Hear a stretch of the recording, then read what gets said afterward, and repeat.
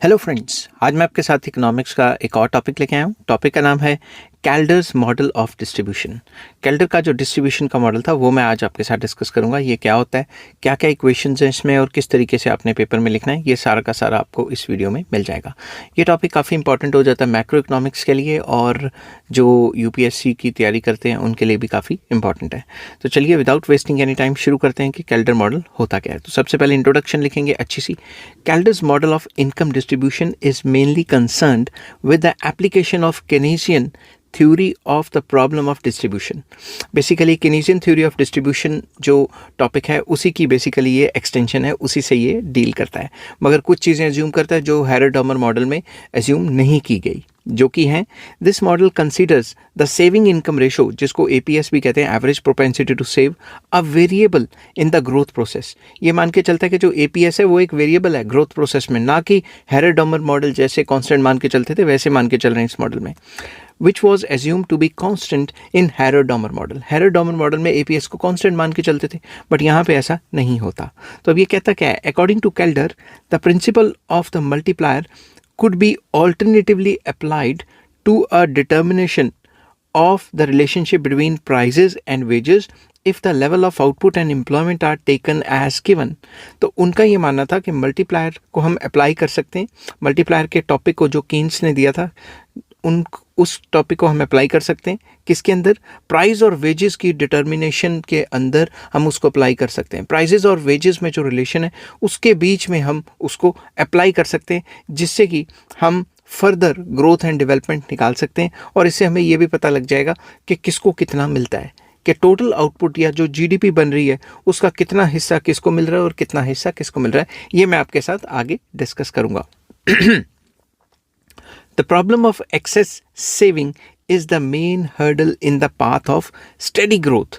उनका ये मानना था कि जो excessive savings है वो एक काफ़ी बड़ी रुकावट है, जिसकी वजह से जो steady growth है वो नहीं हो पा रही। To overcome this problem, lowering down the value of saving coefficient rather than in the creation to absorb additional saving can be achieved by alteration in the distribution of income as between profits and wages।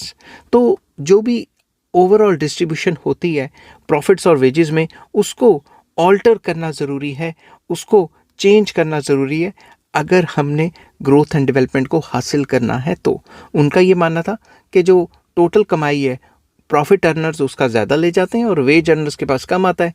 Profit earners ज़्यादा save कर पाते हैं और veg earners की saving उतनी ज़्यादा नहीं होती, तो उस वजह से इकोनॉमी में उतना पैसा नहीं आ पाता जितना आना चाहिए।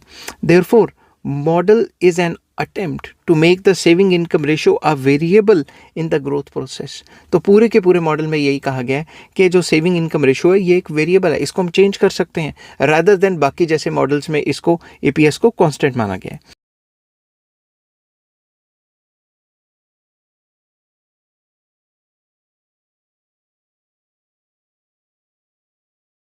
अब इस मॉडल की assumptions, there is a state of full employment so that total output और इनकम इज़ गिवन।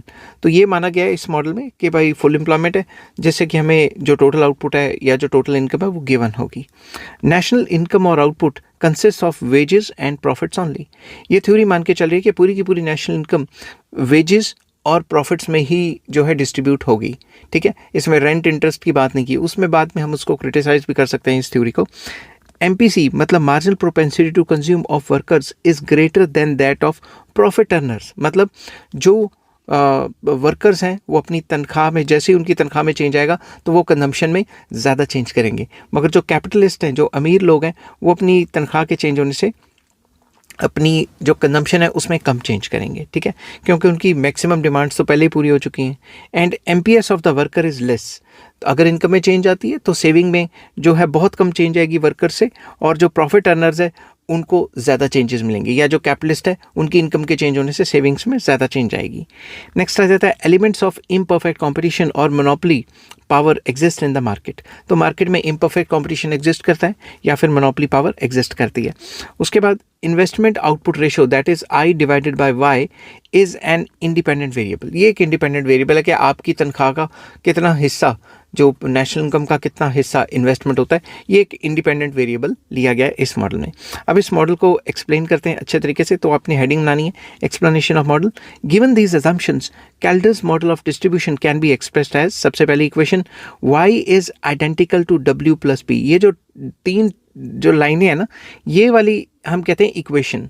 इक्वेशन का मतलब होता है कि ये चीज़ें इन चीज़ों के बराबर होंगी नहीं होंगी कोई पता नहीं, ठीक है। कुछ कंडीशंस में होंगी, कुछ कंडीशंस में नहीं होंगी, मगर ये जो तीन इक्वेशंस आ जाती हैं, ये जो तीन लाइनें हैं, इसका मतलब होता है आइडेंटिकल इक्वेशन। आइडेंटिकल इक्वेशन का मतलब है हमेशा कोई भी कंडीशन हो जाए, लेफ्ट हैंड साइड और राइट हैंड साइड आपस में बराबर ही होगी। समझ गए बात? तो LHS और RHS हमेशा बराबर होंगे, what ever may be the values. But ये जो इक्वालिटी का साइन है ये वाला, ये कुछ कंडीशंस में अप्लाई होता है, कुछ कंडीशंस में अप्लाई नहीं होता। समझ गए बात? तो y is identical to w plus p। जो टोटल नेशनल इनकम है, जो टोटल इनकम है वो वेजेस प्लस प्रॉफिट्स हैं। उसके बाद ये भी मान के चल रहे हैं कि इन्वेस्टमेंट और सेविंग हमेशा बराबर होंगी। उसके बाद saving is identical to SW plus SP। SW क्या है? सेविंग ऑफ वर्कर्स, और ये क्या है? सेविंग ऑफ प्रॉफिट अर्नर्स, ठीक है। Where SW is the aggregate saving out of the wages and SP is aggregate savings out of the profits. तो ये टोटल सेविंग्स वर्कर्स की होगी और टोटल सेविंग्स होगी जो प्रॉफिट अर्नर्स हैं उनकी। Investment being given and assuming simple proportional saving function. Investment तो गिवन है और हम एज्यूम कर रहे हैं कि जो सेविंग फंक्शन है वो सिंपली प्रोपोर्शनल है। तो इसको हम इक्वेशन को फर्दर ऐसे लिख सकते हैं कि SW, ये जो है SW, जो कैपिटल S और W था, इसको हम लिखते हैं small SW multiply by capital W। इसका मतलब ये है कि saving of ways earners, saving from wages, ठीक है। वैसे ही कैपिटल S और ये जो स्मॉल p लिखा था, इसको लिख सकते हैं स्मॉल SP और P कैपिटल, क्योंकि ये प्रॉफिट से ही सेविंग्स करते हैं।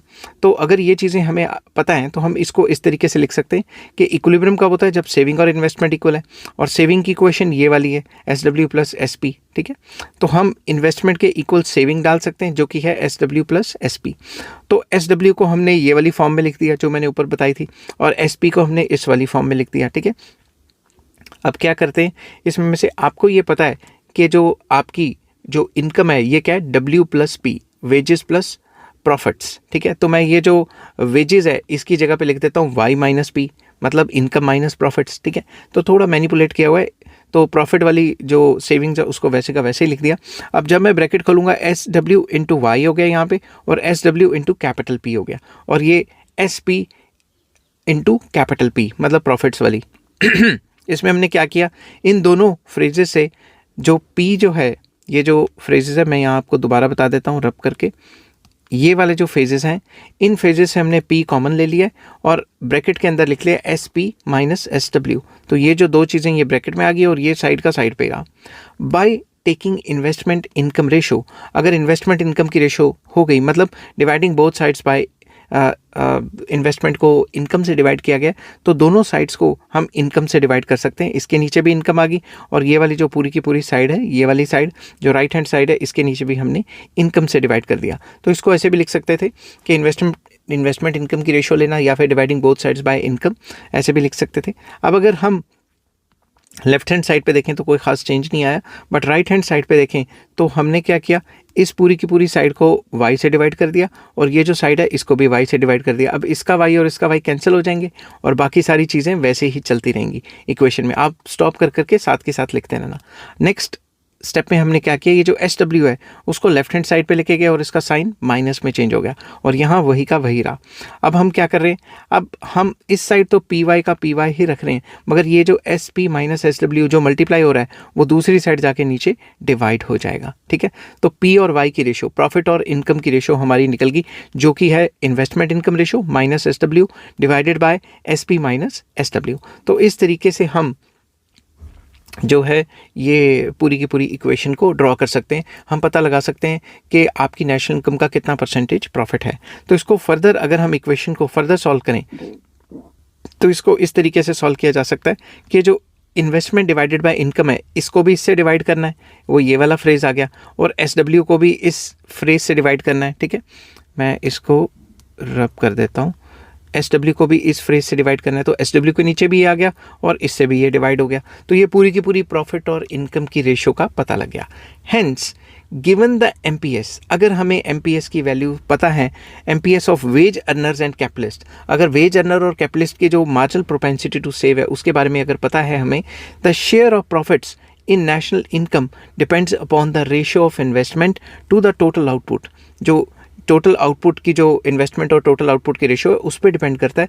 If there is an increase in the investment income ratio, that is I/Y, it will result in the increase in the share of profits to national income.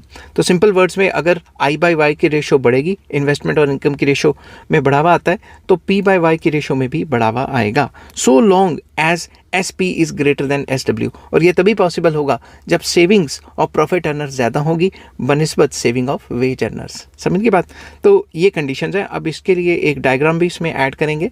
X axis पे हमने दिया हुआ है P/Y की ratio, और Y axis पे investment income ratio और saving income ratio. ठीक है, तो S रेशो Y0, इसका मतलब है S डिवाइडेड बाय Y0। ये वाली जो इनिशियल रेड लाइन है ये है saving income ratio at full employment level, और दूसरी I डिवाइडेड बाय Y0 ये है investment income ratio at full employment. तो ये दोनों फुल एम्प्लॉयमेंट पे जो इनिशियल लेवल ऑफ सिचुएशंस है उसको ये दिखाती हैं फुल एम्प्लॉयमेंट पे। ठीक है, ये वाली जो लाइन दिखा रही है फुल एम्प्लॉयमेंट पे दिखा रही है। The economy is in full employment equilibrium at point E। इस पॉइंट पे इकोनॉमी फुल एम्प्लॉयमेंट पे है विद फिक्स प्रॉफिट रेशो। जो प्रॉफिट रेशो है वो फिक्स है, प्रॉफिट रेशो ये होगी ना P/Y। ठीक है, जो कि P/Y represented by PP line. तो ये जो PP लाइन है ये रिप्रेजेंट कर रही है कि जो प्रॉफिट और इनकम की रेशो है ये फिक्स्ड है। If there is an increase in income, अगर मान लेते हैं इनकम बढ़ जाती है, तो S/Y0 and I/Y0 curves shift upwards to SY1 and I/Y1। तो जब भी अगर इनिशियल लेवल पे हमारी इनकम जो थी उससे ज़्यादा बढ़ जाती है, तो ये जो सेविंग इनकम रेशियो है और इन्वेस्टमेंट इनकम रेशियो है ये पैरेलल अपवर्ड शिफ्ट हो जाएंगी। सेविंग इनकम रेशियो इधर चले जाएगी S डिवाइडेड बाय Y1, और इन्वेस्टमेंट रेशियो जो है वो भी पैरेलल अपवर्ड शिफ्ट हो जाएगी। इसलिए मैंने डिफरेंट कलर से बनाई है। आप चाहें तो पेपर में एक को पेंसिल से बना दें, एक को पेन से बना दें। ठीक है, बट PY रिमेन्स कॉन्स्टेंट। ये जो PY है ये जो प्रॉफिट और जो इनकम की जो रेशो है ये कांस्टेंट रहेगी, ये चेंज नहीं होगी। In case I/Y0 alone shift up to I/Y1, the SY0 remains the same, there would be inflationary rise in the prices. अगर सिर्फ इन्वेस्टमेंट बढ़ाते हैं, अगर सिर्फ इन्वेस्टमेंट को बढ़ाते हैं, इन्वेस्टमेंट और इनकम की रेशो बढ़ाते हैं यहाँ तक, और S/Y0 नहीं बढ़ाते, उस केस में इन्फ्लेशन हो जाएगी, उस केस में इन्फ्लेशनरी प्रेशर्स क्रिएट होंगे। This would raise P/Y and thus push up the S divided by Y0 to S divided by Y1, S/Y1। अब जब भी इन्फ्लेशन होगी उस केस में ये जो PY है, ये जो प्रॉफिट डिवाइडेड बाय इनकम की जो रेशो है, या फिर प्रॉफिट और इनकम की जो नेशनल इनकम की जो रेशियो है, ये इस हिसाब से चेंज होगी कि सेविंग इनकम रेशियो को अपने आप ही अपवर्ड शिफ्ट होना पड़ेगा। कैसे? अब आप खुद सोचें, जब भी हमारी इन्वेस्टमेंट बढ़ जाएगी और सेविंग उस हिसाब से ना बढ़े, तो इन्वेस्टमेंट बढ़ जाएगी, मार्केट में ज़्यादा पैसा आएगा, ज़्यादा पैसा होगा, महंगाई आ जाएगी, महंगाई आएगी तो क्या होगा? प्रोड्यूसर्स और ज़्यादा सामान बेचेंगे। लॉ ऑफ सप्लाई क्या कहता है? प्राइस के बढ़ने से सप्लाई बढ़ाओ, उनके प्रॉफिट्स बढ़ जाएंगे, प्रॉफिट्स बढ़ेंगे तो उनकी सेविंग इनकम रेशियो भी बढ़ेगी। समझ की बात? This model operates when SP is greater than SW। पूरा मॉडल तभी काम करेगा जब सेविंग्स जो है प्रॉफिट अर्नर्स की ज़्यादा हैं, जो APS ऑफ प्रॉफिट अर्नर्स ज़्यादा है, और जो APS ऑफ जो वर्कर्स हैं वो कम है। If SP is less than SW, a fall in price would cause a fall in demand and to cumulative fall in the prices and vice versa. ये पूरा का पूरा मॉडल फेल हो जाएगा अगर ये कंडीशंस उल्टी हो गई तो। मतलब सेविंग्स ऑफ प्रॉफिट अर्नर्स कम है और सेविंग ऑफ वेज अर्नर्स कम है। उस केस में क्या होगा? प्राइजेस जो हैं वो गिर जाएंगे और जो डिमांड है वो भी गिर जाएगी, और क्यूमुलेटिवली प्राइस और डिमांड गिरती रहेंगी आपस में, ऐसे ही चलता रहेगा। Further the degree of stability in the system depends on difference between the marginal propensity to save on 1 divided by S P minus S W. तो ये पूरा का पूरा डिफरेंस होना चाहिए मार्जिनल प्रोपेंसिटी टू सेव पे भी, और जो ये जो सेविंग्स की वैल्यू है प्रॉफिट अर्नर्स की और वेज अर्नर्स की, इनकी भी, which calculator defines as coefficient of sensitivity of income distribution. और इसको जो कैल्डर ने कोफिशिएंट ऑफ सेंसिटिविटी कहा था अपने इनकम डिस्ट्रीब्यूशन मॉडल में, ठीक है। If there is a simple difference between S W and S P, the coefficient 1 divided by SP minus SW will be large, and small changes in I by W will lead to relatively large changes in P by Y। तो उनका ये मानना था कि अगर इन दोनों में बहुत कम फर्क है, एसपी और एसडब्ल्यू में बहुत कम फर्क है, तो ये जो कॉफिशिएंट होगा 1 divided bye SP minus SW, ये इसकी वैल्यू क्या आएगी, लार्ज आएगी, जिसकी वजह से स्मॉल चेंजेस आएंगे आई बाय वाई में, मतलब इन्वेस्टमेंट और इनकम की जो रेशियो है उसमें कम चेंजेस आएंगे, और पी बाय वाई में ज़्यादा चेंजेस आएंगे। तो उसी इक्वेशन को जो हमने ऊपर इक्वेशन पी बाय वाई की लिखी है, उसी को यहाँ पे हल्का सा डिफाइन किया गया कि इसके चेंज होने से वो चेंज होगा, फलाना ढिमकाना, ठीक है। In case S W is 0, worker कोई सेव ही नहीं करते, तो उस केस में P is equals to 1 by S P into I रह जाएगी, ठीक है। This is known as widow's curse, इसको विडोज कर्स कहा गया है, ये शॉर्ट क्वेश्चन में भी आपको आ सकता है। Where a rise in the consumption of entrepreneurship raises their total profit, जैसे ही वो अपना क्या कहते हैं एंटरप्रेन्योर खुद खाएंगे तो ही उनका जो प्रॉफिट है बढ़ेगा, क्योंकि ऑलरेडी जो वर्कर्स हैं वो तो सारा का सारा अपना सेविंग तो है ही नहीं उनके पास, वो तो सब कुछ ही खा रहे हैं। तो बाय एन एग्जैक्टली अमाउंट का मतलब ये है कि उनकी कंजम्पशन से ही उनके प्रॉफिट्स बढ़ेंगे, सिंपल सी बात है, क्योंकि वर्कर्स तो अपनी सैलरी पूरी की पूरी खुद ही एग्जॉस्ट कर रहा है। अब इस थ्योरी की कुछ क्रिटिसिजम्स, सबसे पहली, नेग्लेक्ट्स टेक्नोलॉजिकल प्रोग्रेस, पूरी थ्योरी में कहीं टेक्नोलॉजी की तो बात ही नहीं हुई। ओनली ए शॉर्ट रन या short period phenomena, long period में क्या होगा नहीं बताया इन्होंने। एजम्पशन ले रहे हैं फुल एम्प्लॉयमेंट होगी, मगर असल ज़िंदगी में फुल एम्प्लॉयमेंट नहीं होती। रिजिड एनालिसिस ऑफ डिस्ट्रीब्यूशन, इन्होंने कहा है सारा का सारा सेविंग प्रॉफिट अर्नर्स करेंगे, और बाकी जो है जो सेविंग्स ऑफ वेज अर्नर्स है वो बहुत कम रहेगी। बाकी और टाइप के भी इन्होंने जो तनख्वाहें हैं उसके बारे में बात नहीं की। फॉर एग्जांपल रेंट होता है, इंटरेस्ट होता है, कमीशन बेस्ड इनकम्स होती हैं कईयों की। नेग्लेक्ट्स ह्यूमन कैपिटल, पूरी की पूरी बात तो कर दी कि इसको इतना मिलेगा, इसको इतना मिलेगा, ह्यूमन कैपिटल की तो बात ही नहीं की कि भाई कल को ह्यूमन कैपिटल कैसे डेवलप होके वर्कर से एंटरप्रेन्योर्स बन जाते हैं, उनकी भी तो कुछ बात करनी चाहिए थी। No study of relationship between the share of profits and marginal product, marginal product और जो प्रॉफिट्स है उसके जो शेयर है उसमें मतलब किस तरीके से उसका जो रिलेशनशिप है वो होगा कि मार्जिनल प्रोडक्ट या मार्जिनल प्रोडक्टिविटी बढ़ने से प्रॉफिट्स बढ़ते हैं, क्या होता है क्या नहीं होता, कुछ नहीं बताया। तो वही वाली बात, neglects rent and interest as a alternative income. Worker savings are always totally transferred as a gift to capitalist is absurd. Pasinetti model में ये कहा गया था, पैसिनिटी ने कहा था, जो कि एक बहुत बड़े इकोनॉमिस्ट हुए हैं, उन्होंने कहा था कि भाई ये तो ये कह रहे हैं कि जितनी भी जो वेज अर्नर्स हैं उनकी सेविंग है, जो भी उनका पैसा है वो अल्टीमेटली जो है उनको ट्रांसफ़र हो जाता है सारा का सारा। ये भी कहना गलत है, मगर इसमें कहना सही भी है कि अब आप खुद सोचो, जितना मर्जी लोग गरीब हैं, मर रहे हैं, कुछ भी हो रहे हैं, रिचार्ज कराई जा रहे हैं, रिचार्ज कराएंगे, इंटरनेट की कंपनी आपको पता ही किस में है, चाहे वो भूखे मरें, मगर रिचार्ज का पैसा ले आते हैं ताकि बड़े बड़े जो सरमाएदार हैं, जो बड़े बड़े इंडस्ट्रियलिस्ट हैं, पैसा घूम के उनकी जेब में चला जाता है। Next, I by Y may not be an independent variable, ये मान के चल रहे हैं कि इन्वेस्टमेंट और इनकम की जो रेशियो है वो इंडिपेंडेंट है अपने आप में पूरे मॉडल में, बट ऐसा नहीं होता, ये इंडिपेंडेंट नहीं होती, ये भी कहीं ना कहीं किसी ना किसी चीज़ से रिलेटेड होती है। तो आई होप ये थ्योरी आपको समझ आई होगी, आप पॉज करके साथ के साथ लिख भी सकते हैं। अगर आपको ये वीडियो पसंद आती है तो please like share and subscribe. Take care, bye bye.